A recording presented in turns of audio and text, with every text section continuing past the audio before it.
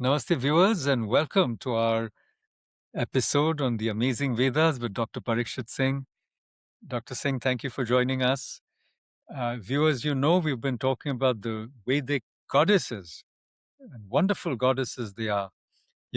Saraswati, Shri, Mahi, and Bharati, and Ida. Ratri, Ushas, all the, uh, empowering forces of nature who help us on our onward journey, and in fact, to make everything possible. Ela, or the mother of gods, Aditi herself. But now we're coming to a very interesting goddess. I don't want to use any other less respectful term for her because, if you just invert God, it becomes Dog, as you know. So we're actually going to talk about a very special kind of god who's also a dog, and in fact, it's a she dog. We won't use the word bitch here, but we'll call her the Hound of Heaven. Hound And of Heaven. the Hound of Heaven, and her name, of course, as you know, is Sarama. And who is Sarama? Sarama is also called Devashuni, who is the dog of the gods. She's a divine female god in the Vedas, and Dr. Singh is going to tell us her story, how important she is in sniffing out, you know, where the abducted cows have been hidden. But I just wanted to say that for all dog lovers, there is hope in the Vedas. Okay, we we treat our our most loyal, most obedient, so to speak. We call them pets, but they're much more than that, with so much respect in the Vedas. So, female deities are treated with the highest respect, goddesses. It's not at all a conventional patriarchy, but here we know rivers are sacred, we know mountains are sacred, waters are sacred, forests are sacred, but animals are sacred too. And here is the story of Sarama. By the way, the late, great Bibek Debroy, whom we knew personally, has a book on this. So please check out his book. But please, over to you, Dr. Singh. Tell us the story of Sarama. Sarama is a fascinating Devi who is actually another aspect. We talked about Saraswati last time. We also talked about Ida. Saraswati is divine audition, hearing, inspired audition, and Ida is this inspired sight, revelation, perception. But they are still a little far. We can't touch them. We can't reach them because they are so high, mighty, above, unless they deign to descend upon us in that moment of inspired vision or speech. But there is another aspect of their beauty, their great divinity, and that is Sarama. Sarama is some people think the root is Sara. Sara is to move, to flow, from which perhaps the word Saraswati too came. So Sara are together here. But Sarama is an instinct or a deep faculty we all have. It's an intuition. It's a divine knowing. It's the ability to sniff out what we call in law, the world of law or corporate management, the sniff test. If it passes the sniff test, can you sniff it? What do you sniff? Olfaction, the sniffing, is perhaps the closest sense to our brain, to our mind. It's an intimate part of it. In fact, it is the brain. When we sniff, it goes directly to the brain. And there's a deep connection when we are able to know something. To know is to have it as a part of us. There's no separation. For example, if I know I am, that I am is not an intellectual knowing. That I am is a knowing that is inseparable from my being. I am, and that is a very powerful notion. So that's an intuition. That's vijnana, the word that is used. So that intimate knowing is who Sarama is.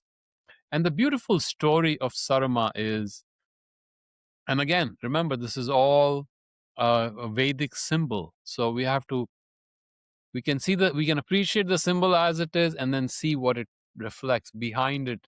There's a very multi-layered, significant layered meaning behind it.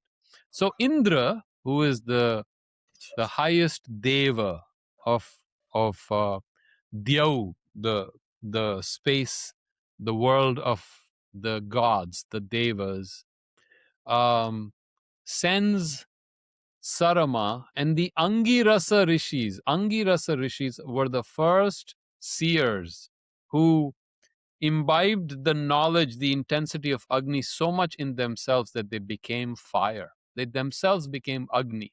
And so Anga and Agni and Angirasa are the same root. There's no difference in the root. And so Sarama has to look for these cows that have been stolen or that are buried. These are divine cows. And again, a goat is not just go. It's not an animal or a beast. It is also a symbol of light. It is, the word also means light, in a ray of light in Sanskrit. So Sarama sniffs out, by its intuition, it is led to the darkest, deepest crypts, the bila in matter, where they have been hidden. They have been captured by Vala. Vala is the demon who has captured them.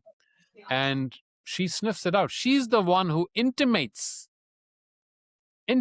is the word I'm going to use, to Indra, the highest intelligence. The highest intelligence knows that this is where the hidden knowledge is. And the Angirasa rishis come to assist. And with their mantra, the power of their mantra, they tear open the material vault over these cows or this ray of light that is hidden. And then Indra comes and seizes this, destroys Vala, and releases these these rays of light back to where they came from. And it's a very beautiful symbol and multiple layers which we can discuss. And there's another little hymn about this. When Sarama goes there and locates these rays of light hidden, they try to bribe her. Vala tries to bribe her, says, I'll give you this, and I'll give you this, and I'll give you this. But she is absolutely loyal. She will not give it up. She will let Indra know. She will let the Angirasa rishis know, so that they can come and fulfill that prediction, that knowledge, that saying that we will discover the final mortality and knowledge hidden inside matter itself. So that is, I wax eloquent about Sarama always. She's the most intimate to us. Yeah, absolutely. In fact, Max Muller, if I remember right, links her up with the Ushas. And he, in fact, thinks of Sarama also as the power of illumined speech. I think Sri Aurobindo also, in The Secret of the Veda, I think links Sarama with light. And he says that she doesn't possess what is lost, but she finds it and reveals it. So, Yes. see, these are very interesting relationships. That is to say that, like the mind or even the illumined mind cannot grasp reality, but can lead us to it, like in his wonderful poem, Thought the Paraclete. But, the legends are fabulous. The stories inside the Vedas, but later stories. So I just wanted to say one thing, which is quite important, that though there's a continuity between the Vedas and the Puranas, the stories change. So when you go into the Mahabharata and then I think the Varaha Purana, you have a myth of fall and redemption. In other words, in the later legends, Sarama is actually bribed by the Asuras with the milk of the cows. And the Maruts, who are also, guardians of Sarama and who are also watching, because, the Maruts are like the winds, right? And Sarama says, oh, I don't know where the cows are. And the Maruts tell Indra, no, she's lying. And Indra kicks her in the later stories. That's why I wanted to separate these stories. And the milk comes out of her tummy. And then she says, okay, I will take you to them. So please note that even last time we talked about Martanda, the possibilities of redemption are so strong in the Vedas. So even if, as it were, creation takes a wrong turn, you can go right back to times before creation, so to speak, which the Nasadiya Sukta talks about, and do it again. So, but we are so used to a post-lapsarian idea, after classical religions began. The Vedas always, remember, take us back to a time before conventional religions, before even the idea of religion. Forget about the sectarian divisions and the fights, or even the division between the Abrahamic religions of conversion, or whatever you want to call them, or of prophecy, single prophet of the book. No, and the Eastern religions, which have no single origin. Forget about these divisions. The Vedas take you back to a time even before that. Please remember. So, in the Vedic legend or narrative, Sarama is not bribed, and she actually leads Indra to the Panis. And this is actually a very good segue for us to talk about the negative forces also. We've not talked about them so far, but the Vedas are about an eternal struggle actually between the forces of good and evil, even before the ideas of good and evil emerged. And as you can see, the hoarders, the people who want to capture the light and, you know, uh, shield the world from it, plunge the world into darkness, or if the cow is a metaphor for plenty, as we say, kamadhenu, or all these wonderful Nandini, all these wonderful uh, metaphors or images for the cow of plenty, the wish fulfilling cow. So usually evil is seen as those who want to hoard and don't want to share, who want to hide, and who want to capture power. You see, it's always a fight between those who pursue power and those who pursue light, or those who pursue truth, and those who want to dominate others as opposed to those who want to help liberate, ameliorate others. So the Vedas are about these archetypal forces, you see.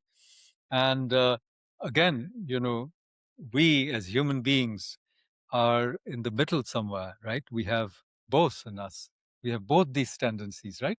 We have a tendency to profit and power, artha and kama, and also, the tendency to dharma and moksha in us. So all these forces are within us. They're parts of our own psyche. And we have to pay heed to our own Sarama, who will lead us unfailingly, to that realm of higher consciousness or to that subterraneous cave deep inside us, in the inconscient, if you want to use the Aurobindonian term, where is hidden that spark of consciousness, from where, as it were, we can find our true selves, we can find that psychic awakening. So I love the idea of Sarama as you do, and please, let's respect not just dogs, but all animals. In fact, Sarama is considered the mother of all wild beasts. And, I live in a beautiful part of uh, Florida, of the Gulf Coast, the Sun Coast, as some people call it, thanks to Dr. Singh. And there's a crocodile that comes quite close to the house. Oh, Right. really? Manatees come. But they're harmless, and they're so, by harmless, I mean, obviously, we don't want to mess with them. But most animals, what I'm trying to say, are not aggressive.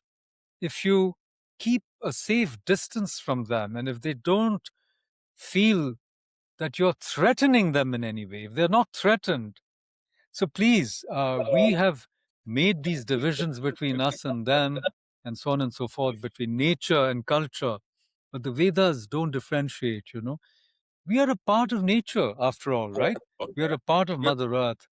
And certainly dogs, these wonderful creatures who help us. And today we have not only guard dogs, but we have companion dogs. We have dogs uh, who are certified. Am I right, Dr. Singh? I come to your clinic sometimes. There are people who come with these highly trained dogs. I don't know what they're called, but without them, the human being would be helpless. That's correct. So, yeah, we owe a great debt to, four-legged and multi-legged beings as well. There's an interdependence of life, and the Veda teaches us that. And this wonderful deity, Sarama, the Hound of Heaven. Of course, there's also a poem, Hound of Heaven, much later, Yes. which also Sri Aurobindo loved, by the way. And it's a poem which suggests that God himself or herself or itself will chase you, actually, right? And find you eventually. So because higher consciousness is our destiny. But I leave you with some concluding thoughts from Dr. Singh. Please give us a few concluding thoughts, and then we will go to the next episode. So Sarama is the one that, while giving at least personally, the highest pleasure and the ability to know that I can connect with that higher world somehow, even from my state, is unfortunately uh, translated poorly what one of the famous thinkers of the West called the scandal of translation. And the name is escaping me right now. It is a very famous writer. He's still alive, Italian writer. Umberto Eco. Was it Umberto Eco? So I think so. When translations are made from Oriental works to Occidental into English, not only is the meaning lost, but the meaning is converted into something sometimes that's the exact opposite, and almost a parody of the depth of what the original work of art was. And perhaps it is what is called narrative seizing. A narrative is seized, and a whole paradigm, a whole ecosystem is seized, absorbed into a foreign parasitic paradigm and converted. And so when we see translations into English by most Western interpreters or commentators, their translations do her no justice. In fact, they do no justice even to the concept of Vala and Indra recovering the cows and the Angirasa rishis helping. It's an entire ecosystem which is converted into what the only thing I can say is a scandal. And it is nothing short of a scandal when they are translated. So I think people who really love this should go deep inside and present both views, and then readers or listeners can decide which one is closer to their heart and which one is more complete and more organic. And with that, I think I should. This is not a bash Occidental Interpreters Day, but a lot is missed even in their sincerity, and I'll give them that. Even in their attempt to extract that, they miss the light. The ray of light is missed, and they just come out and extract nothing because they miss out on what Sarama means. I must correct myself. It's Lawrence Venuti who said Yes. scandal. In fact, it's a book he wrote, Yeah. and it came back to me because he talks about ethnocentric violence that translators, That's right. commit on the original text. Yes. Yes. That violence, which we've seen in colonialism, is still persistent. But Umberto Eco said something else. But I wanted readers to remember that the word translation comes from traducio in Italian, which actually means being a traitor. It means really? treason. Yeah. But, this whole emphasis, I mean, this is very, again, I don't want to, harp on it, but it's Judeo-Christian where, there is only one original and everything else is a treachery against that original and a copy or whatever. But our tradition, we talk about the living Veda and now the amazing Veda. And remember, as Dr. Singh said, that this is human language. You can plunge into it. AI is a great tool. You can put any Sanskrit word in ChatGPT and it'll throw out a meaning for you, even a root. So there's so much help today. And I think we are positioned in a very fortunate period in that sense. Those of us who really want to seriously understand and connect. And the barriers to the Veda, in fact, the next episode, we want to talk a little bit about it. But the barriers to understanding, and therefore, that whole possessiveness and the closure of tradition is also so unnecessary today. But on that note, let's invoke the Hound of Heaven, which of course is a poem by Francis Thompson. And I just wanted to say one thing about that poem, because it's Francis Thompson was a very believing Catholic. That's what happens to the Britishers when they start becoming believers. Then they they convert back to Catholicism. But frankly, it's about a person who's running away from God. Okay, and Thompson himself, if you remember, was an opium addict, and it's a story like the Bhagavatam story, of Gajendra Moksha, that something pulls you down, and the speaker is running away from God, but God is a relentless, loving pursuer. Okay, he's not going to give up on you. Anyhow, on that wonderful note, thank you for joining us. Please like, share, and subscribe to the Amazing Vedas. Follow us on X or on Twitter, and plunge into this ocean of knowledge, consciousness, and bliss. Thank you, and see you soon. Namaste. Namaste.